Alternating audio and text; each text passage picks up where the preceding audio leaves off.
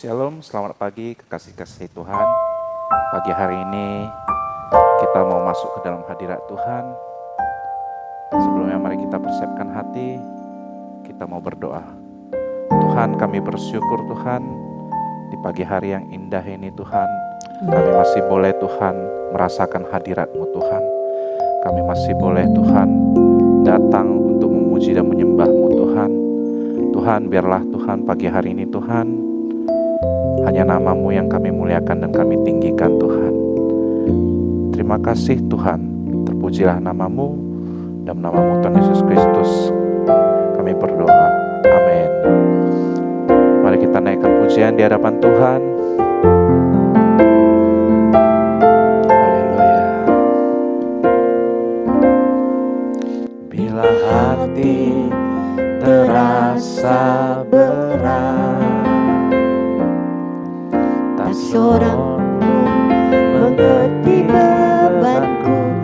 Ku tanya Yesus, apa yang harus ku buat?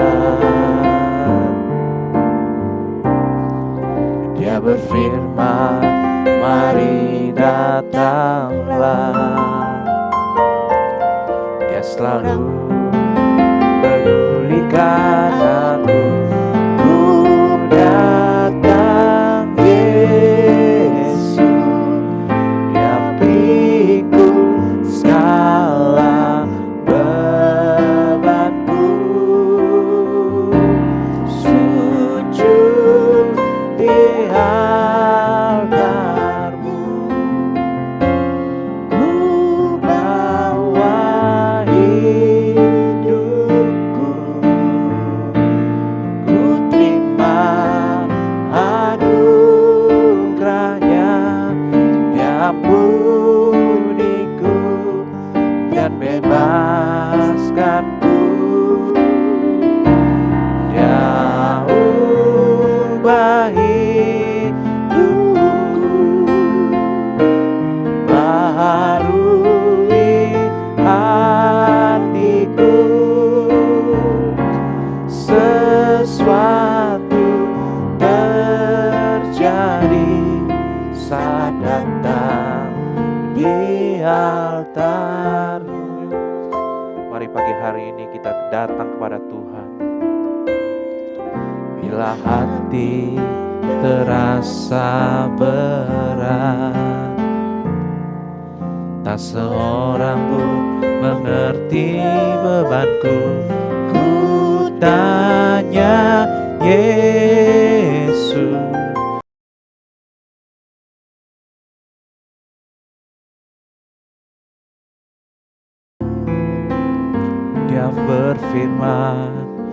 Dia berfirman, mari datanglah.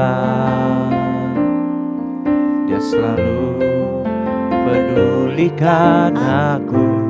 Ku datang Yesus, Dia pikul segala bebanku. Mari bersama dengan iman katakan, sujud di altar-Nya, ku bawa hidupku. Ku terima anugerah-Nya, Dia ampuniku dan bebaskanku. Dia ubah hidupku, baharui hatiku. Sesuatu terjadi saat datang di altar-Nya. Sujud di altar-Nya, ku bawa hidupku. Ku terima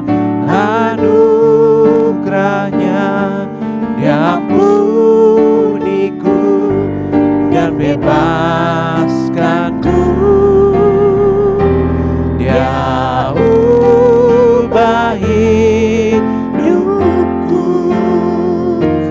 baharui hatiku, sesuatu terjadi saat datang di altarnya. Mari datang kepada Tuhan, katakan sujud di altarnya. Ku bawa hidupku, kami terima anugerah, ku terima anugerah-Nya, diampuniku dan bebaskanku, ya ubah hidupku, baharui hatiku, sesuatu terjadi saat datang di altarnya. Kesembuhan terjadi, kesembuhan terjadi, pemulihan terjadi, pemulihan terjadi, kemenangan, kemenangan terjadi saat datang di altarnya.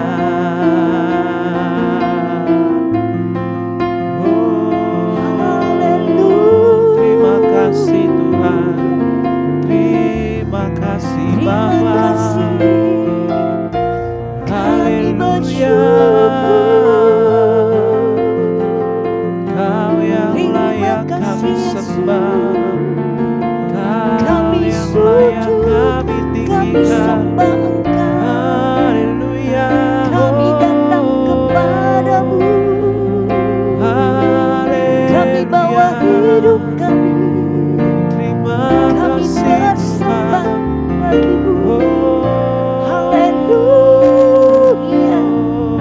haleluya. Kami mencintaimu Tuhan, Syukur kami bagimu, mengasihimu Bapa. buat kasihmu, buat kasihmu, Yesus. Haleluya, Kami bersyukur haleluya, pagi yang indah. Kau Kami yang kami sujud di kagumi. altar-Mu. Oh, Kami bawa hati kami, kami bawa hidup kami. terima Haleluya. kasih. Kaulah kota benteng kami Bapa, Kaulah keselamatan Kami bawa, bagi kami kami. datang, Sungguh kami kami sujud. kagumi Engkau, kami kagumi Engkau. Haleluya, oh Terima kasih, terima kasih. Bapa yang baik,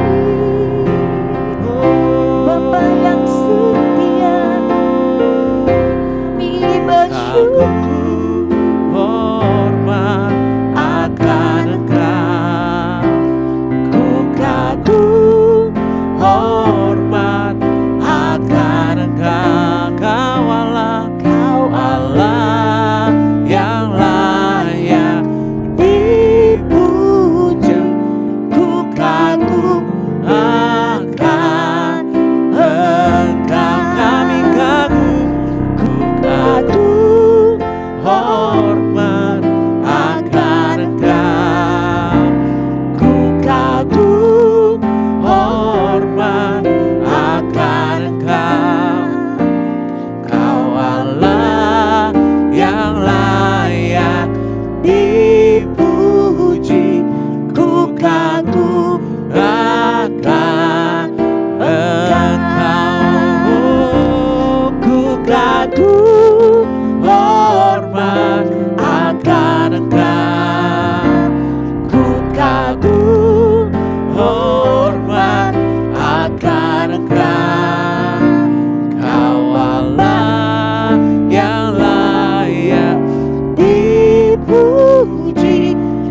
kagum akan Engkau.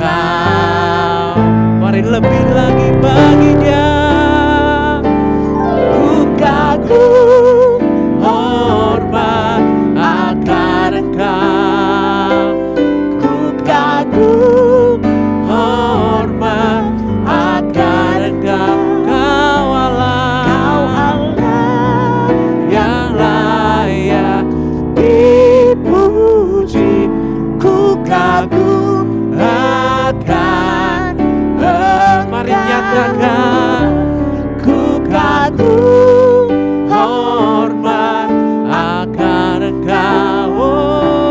Ku kagum hormat akan Engkau. Kau Allah yang layak dipuji. Ku kagum akan Engkau. Ku kagum akan Engkau. Kami kagum Tuhan. Ku kagum akan Engkau.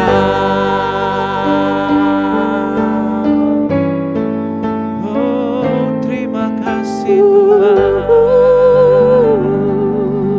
Haleluya. Haleluya.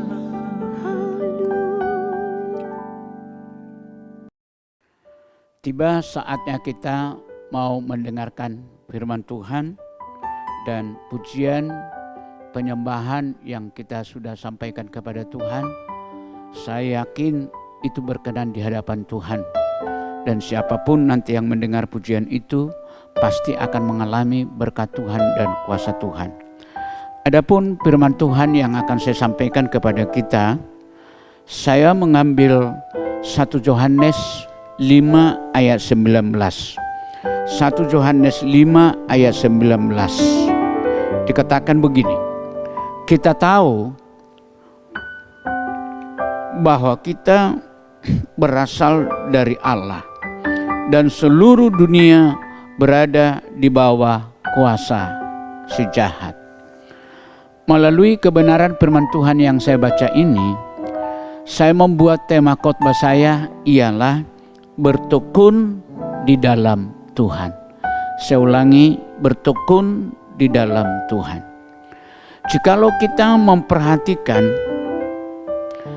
pastilah hari-hari yang kita jalani sekarang ini pasti bukan semakin baik, malah semakin sukar dan juga semakin jahat. Karena seluruh dunia memang berada di bawah kuasa si jahat. Dan memang itu kata firman Tuhan. Tapi firman Tuhan mengingatkan agar kita sebagai orang percaya, sebagai orang yang disebut pengikut Tuhan, jangan takut dan jangan gentar. Melainkan justru kita harus semakin bertekun. Kembali saya katakan, semakin bertekun di dalam Tuhan. Semakin kita melihat adanya keadaan dunia ini, jangan kita melarikan diri dari Tuhan, melainkan kita semakin dekat dengan Tuhan, semakin bertekun kita di dalam Tuhan.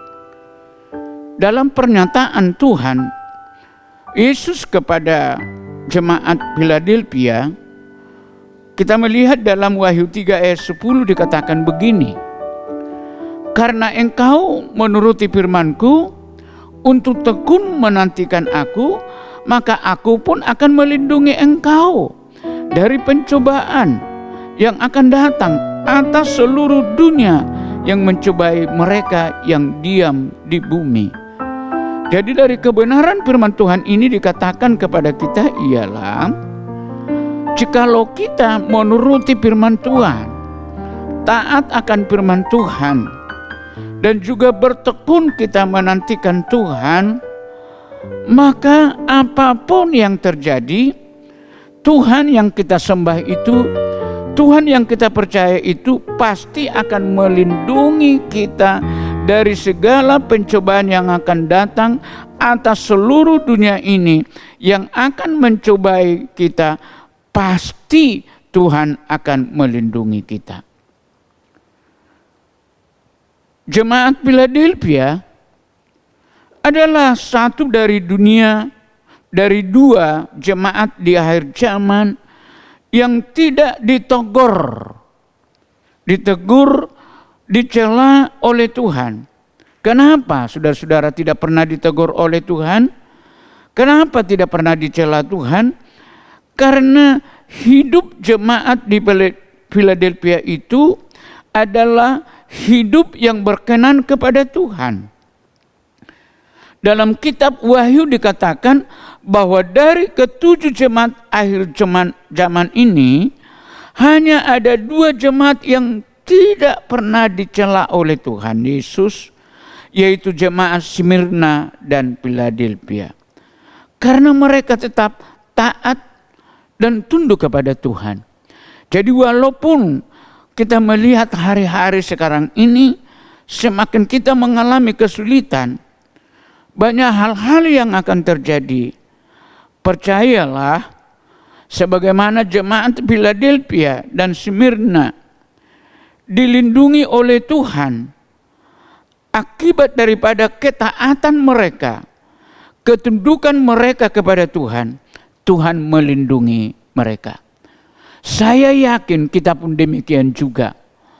Yang penting kita taat, percaya kepada Tuhan. Pasti kita akan dilindungi apapun yang terjadi. Kuncinya ialah kita tetap tekun kepada Tuhan. Tekun berdoa, tekun beribadah, tekun melakukan akan kebenaran firman Tuhan. Pasti kita akan mengalami perlindungan. Tekun yang dimaksud di situ ialah kita jangan keras hati. Gak boleh keras hati. Kita harus bersungguh-sungguh. Itu namanya tekun. Jadi apapun yang terjadi, kita tetap harus bersungguh-sungguh memuji Tuhan. Membaca firman Tuhan atau mendengarkan firman Tuhan. Kita tekun terus. Tetapi melalui itu, kita akan mengalami perlindungan Tuhan. Sehingga saya berkata kepada kita ialah ketekunan itu adalah merupakan sikap kita. Harus itu yang menjadi sikap kita seumur hidup, yaitu ketekunan. Dan juga harus menjadi karakter kita ketekunan itu. Karena ketekunan itu, karakter kita itu adalah merupakan hal yang dikehendaki oleh Tuhan. Itu adalah merupakan maunya Tuhan yang harus nyata di dalam kehidupan kita. Jadi di dalam kehidupan kita harus nampak terus ketekunan itu.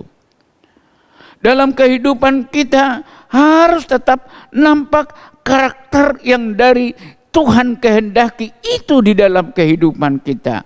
Makanya semakin kita melihat kejahatan-kejahatan yang terjadi di dunia, ya mari kita semakin tekun. Karakter Tuhan yang Tuhan kehendaki itu, biar itu terus di dalam kehidupan kita. Sekarang timbul pertanyaan, mengapa ketekunan ini begitu penting? Mengapa ketekunan ini begitu penting? 1, karena dalam ketekunan ada ketaatan. Jikalau kita tekun, pasti ada ketaatan bagi kita terhadap firman Tuhan. Dan bukan hanya ketaatan, ketekunan juga pasti akan nampak di dalam hidup kita, pasti akan kelihatan di dalam hidup kita kesetiaan. Tak akan bisa orang menunjukkan ketekunan tanpa kesetiaan. Dan juga di dalam ketekunan itu pasti ada kesabaran. Sehingga orang percaya, orang Kristen tidak boleh bersungut-sungut. Sabar. Kesabaran itu harus ada di dalam hidup kita. Dan juga ketegaran. Ketekunan itu sangat penting karena di dalam ketegaran itu ada ketekunan, ada keyakinan. Maka itu sebabnya orang percaya, orang Kristen tidak pernah putus asa. Seberat apapun tantangan, seberat apapun masalah yang kita hadapi, atau bagaimanapun yang terjadi di tempat kita atau di Indonesia atau dimanapun, tetap kita memiliki ketegaran. Tetap kita memiliki keyakinan bahwa bagi Tuhan tak ada yang mustahil. Tuhan akan pasti menolong. Sehingga kalau memang demikian kita di dalam mengikut Tuhan ini, maka hidup kita bukan asal sembarangan hidup, tapi hidup kita pasti hidup yang berkenan kepada Tuhan. Hidup kita pasti hidup yang berkenan kepada Tuhan. Hidup kita pasti hidup yang memuliakan Tuhan. Bukan bersungut-sungut, tetapi justru kita memuliakan Tuhan. Selanjutnya ialah karena hanya ketekunan yang dapat membuat hidup orang Kristen.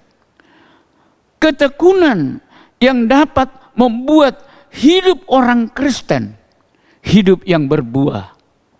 Baik melalui kata-kata kita, baik melalui tindakan kita, hidup kita benar-benar hidup sebagai orang yang berbuah. Buah yang dikehendaki Tuhan, buah yang berkenan di hadapan Tuhan. Sehingga kalau hidup kita hidup yang berbuah, sehingga percayalah kita akan menjadi orang yang selamat. Dalam hal apapun pasti kita adalah orang yang selamat. Dan bukan hanya orang yang selamat, tapi kita adalah orang yang masuk apa yang disebut kepada kerajaan sorga. Kita akan pasti masuk di dalam kerajaan sorga. Dan selanjutnya ialah karena jika kita bertekun, ini indah sekali loh. Kalau kita melihat dalam 2 Timotius 2 ayat 12 dikatakan di sini, karena jika kita bertekun, kita pun akan ikut memerintah dengan Dia. Kita akan memerintah dengan Dia. Maka itu sebabnya ketekunan itu harus kita pelihara terus.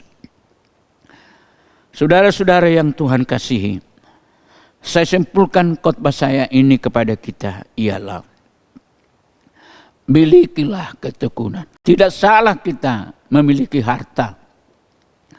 Tidak salah kita memiliki uang yang banyak. Tapi lebih dari situ harus kita memiliki ketekunan. Kenapa saudara-saudara? Supaya kita menjadi orang Kristen yang memuliakan Tuhan. Kenapa? Supaya kita menjadi orang Kristen yang memperoleh keselamatan yang pasti, bukan ragu-ragu. Memperoleh keselamatan yang pasti. Sehingga saya akan berkata kepada kita semua yang mendengarkan khotbah saya ini, saya yakin, mari jangan ada yang takut, jangan ada yang ragu-ragu melihat apa yang terjadi sekarang ini. Biarlah yang terjadi sekarang ini membuat kita semakin tekun mengikut Tuhan, tekun melakukan firman Tuhan. Percayalah, pasti kita akan ikut atau bersama-sama memerintah dengan Dia.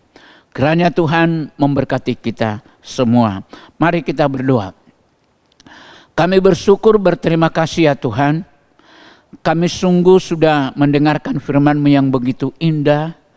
Terlebih Tuhan, firman-Mu yang kami dengar merupakan jawaban kepada kami, yaitu melihat apa yang terjadi di dunia sekarang ini.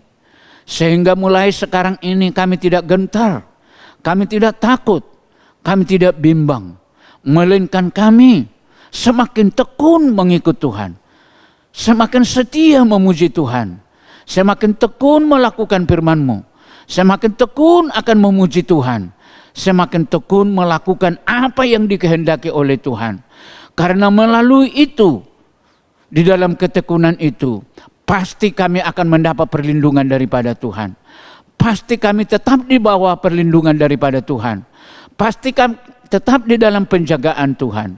Saya yakin dan percaya Tuhan, siapapun yang mendengarkan firman Tuhan ini Tuhan, mulai sekarang akan mengambil keputusan.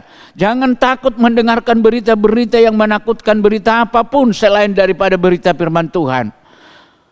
Biarlah kita terus berpegang akan firman Tuhan. Karena itu adalah merupakan kekuatan kita. Itu adalah merupakan perlindungan bagi kita. Dan kiranya Tuhan pasti akan memberkati kita semua. Rumah tangga kita, usaha kita akan diberkati oleh Tuhan. Dan Tuhan akan melindungi kita di dalam apapun yang terjadi. Karena kalau kita bersama-sama dengan Tuhan, kita akan mendapat perlindungan. Bersama-sama dengan Tuhan, pasti kita akan dapat berjalan dengan baik.